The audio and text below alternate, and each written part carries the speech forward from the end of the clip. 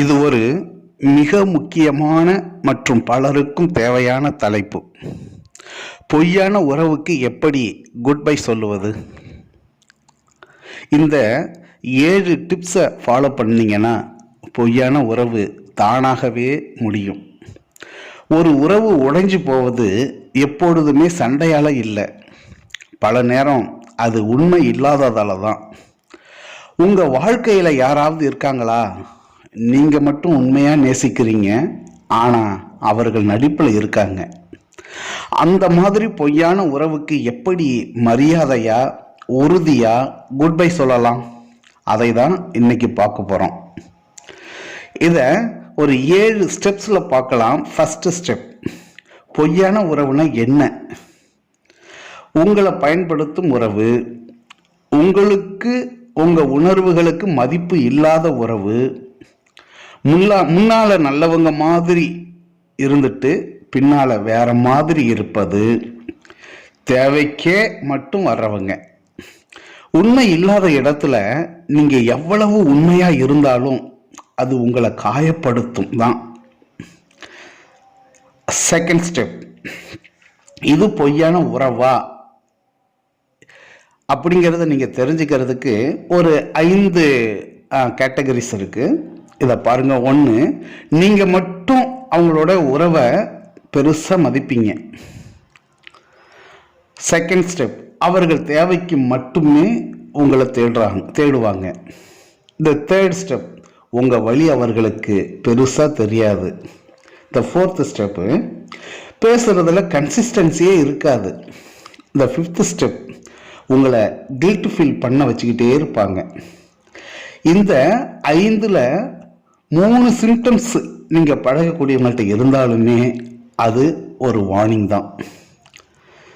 அப்ப third step, ஏன் விட்டு விட முடியல? இப்படிப்பட்ட ஒரு உறவை நம்மளால ஏன் விட்டு விட முடியல? ஏன்னா நீங்க ரொம்ப நல்லவங்க, உணர்வுகளுக்கு மதிப்பு கொடுக்கறவங்க. அவங்களுடைய நினைவுகளை உங்களால மறக்க முடியாது. அடுத்து பயம், அவர்கள் இல்லாம எப்படி இருப்பது அப்படிங்கிற ஒரு பயம். அவங்க கிட்ட நீங்க இருந்த ஒரு அட்டாச்மெண்ட், அவ்வளவு நெருக்கமா நீங்க இருந்துட்டீங்க.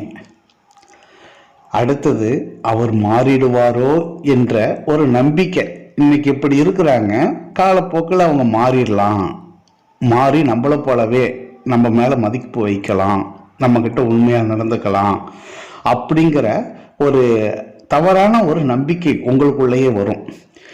இந்த மாதிரியான காரணங்களால தான் அவரை விட்டு பிரியாம நீங்க தவிப்பீங்க. நம்பிக்கை நல்லது, ஆனா தவறான மனிதர் மேல் வைத்த நம்பிக்கை நம்மையே அழிச்சிடும். The fourth point, the fourth step, good bye சொல்லும் முன் மனதளவில் நாம எப்படி நம்மளை தயார்படுத்திக்கிறது? அவங்கள விட்டு விலகணும். அதுக்கு முன்னாடி நம்மளை நாம எப்படி மன ரீதியில தயார்படுத்திக்கிறது? 1, உண்மையை அக்செப்ட் பண்ணிக்கணும், இதுதான். செகண்ட், அவங்கள ஜஸ்டிஃபை பண்ணவே கூடாது. 3, உங்களை மதிக்க ஆரம்பிக்கணும், நம்மளை நாமளே மதிக்கணும். நம்மளை நாம் மதிக்கலைன்னா நம்மளை வேற யார் மதிப்பாங்க? அப்ப நம்ம கிட்ட இருக்கக்கூடிய நல்ல பழக்கங்களை தேடி தேடி கண்டுபிடிச்சு அதுக்கு மதிப்பு கொடுக்க நம்ம தெரிஞ்சுக்கணும். 4, நான் டிசர்வ் பண்றது என்ன அப்படிங்கிறத நினைச்சு பார்க்கணும். இப்படி இந்த செல்ஃப் ரெஸ்பெக்ட் வந்துருச்சுனாலே இந்த ராங் ரிலேஷன்ஷிப்பு தானாகவே நம்மளை விட்டு ஓடி போயிடும். அதுக்கப்புறம் 5th ஸ்டெப், எப்படி குட் பை சொல்லலாம் அவங்களுக்கு? இதுக்கு ஒரு 3 மெத்தட் இருக்கு. அந்த 3 மெத்தடை சொல்றேன். First method, com closure.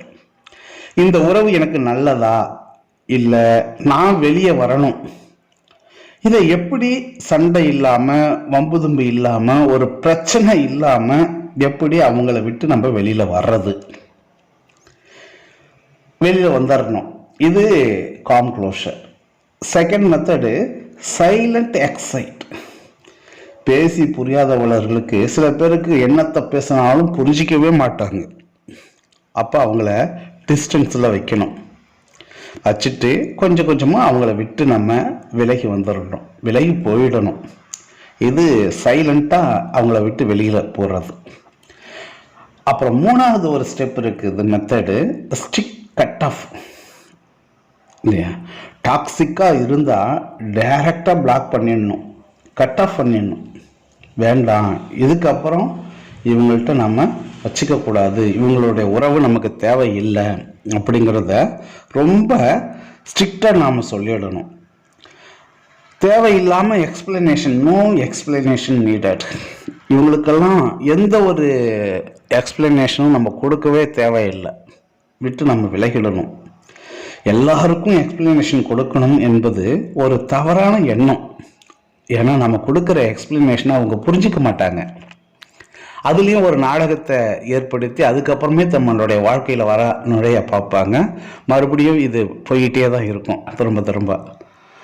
அப்போ இங்கெல்லாம் நமக்கு அதெல்லாம் தேவைப்படாது. அப்போ இந்த 3 மெத்தடில் ஏதாவது ஒரு மெத்தடை நம்ம ஃபாலோ பண்ணினா தான் அவங்கள விட்டு நம்ம வெளியில் நம்ம வாழ்க்கையை நம்ம பார்க்க முடியும்.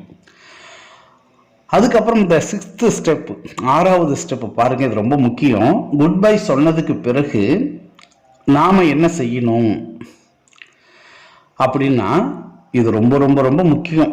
நமக்காக நாம் செஞ்சுக்கிறது, நம்மளை நாமளே ஹீல் பண்ணிக்கணும், நமக்கு நாமளே மருந்தாக இருந்துக்கணும், ஆறுதல் செஞ்சுக்கணும். செகண்டாக, நல்ல நண்பர்களோட நேரத்தை செலவழிக்கணும். நல்ல நல்ல நண்பர்கள், நல்ல புத்தகங்களை படிக்கிறது, நமக்கு பிடித்த கலைகளை கற்றுக்கிறது, இப்படி இந்த மாதிரியான நேரங்களில் இந்த மாதிரியான செயல்களில் நம்மளுடைய நேரத்தை நம்ம செலவழிக்கணும். அதுக்கப்புறம் இல்லையா, நம்மளுடைய கோலில் ஃபோக்கஸ் பண்ணணும்.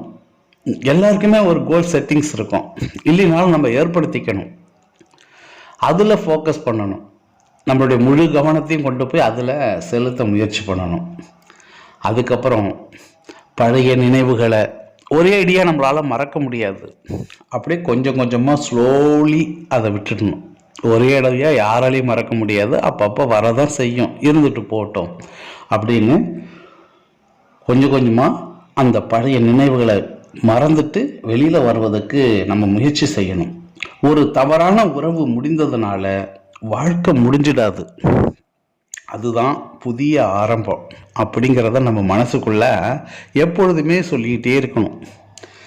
அதுக்கப்புறமா 7th ஸ்டெப், 7வது மெத்தடு, இது என்னதுன்னு கேட்டால் பவர்ஃபுல் க்ளோசிங் மெசேஜ். உங்களை உண்மையாக நேசிக்காத ஒருத்தருக்காக, நம்மளை உண்மையாக நேசிக்காத ஒருத்தருக்காக நம்ம வாழ்க்கையை வேஸ்ட் பண்ணிடக்கூடாது. அதே மாதிரி நாம் ஒருவரை இழக்கலாம், ஆனால் நம்மளையே நாம் இழந்துடக்கூடாது.